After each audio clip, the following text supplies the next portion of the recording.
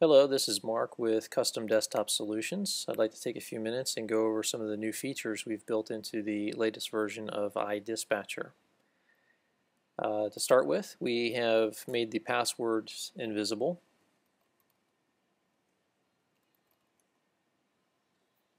And when you set all three, as usual, to admin with a capital A,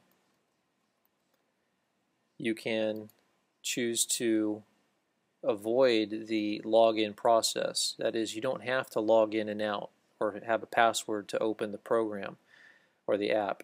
If you set these three passwords to anything but admin, it'll prompt you each time you log in to enter the password. We've also added an export feature. This is also password protected, and it will allow you to export or create a backup of all of the data on the app. This is a nice feature for clients or customers who don't synchronize to a desktop version or want to create a backup for whatever reason. You can export this. Again, it's password protected and the password is not stored on the device. The owner of the app would have to contact Custom Desktop Solutions for the password. Proof of ownership is required, either an email from Apple showing that you purchased the app or a screenshot of iTunes with iDispatcher showing in your list of applications.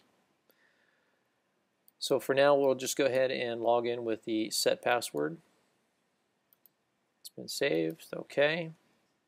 And it thinks I'm running on an iPad, so it took us to the wrong work order here on the simulator, but your iPhone is going to take you to this layout. And another thing we've changed is the work order number. You notice that it's now a timestamp, a date and timestamp. This is in order to make each work order guaranteed a unique number, so that if you have multiple technicians syncing or creating work orders out in the field, they can't be creating duplicate work order numbers. You'll notice when you click on a new record, the date and timestamp is down to the thousandths of a second, so it's nearly impossible for two technicians to create the same work order number.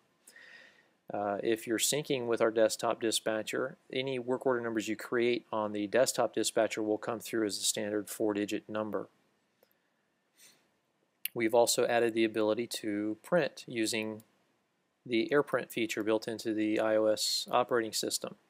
We've improved the quality of the PDF layout. It's much sharper, much clearer. You've got 4 lines of room up at the header for contact information, and the disclaimer at the bottom field works better now. You can put, I think, three or 4 lines there as well. And when you click print, it'll ask you to select a printer. Now currently the iOS operating system only prints to a handful of web-enabled printers from HP. I hope Apple's working on this and will allow you to print to any networked printer.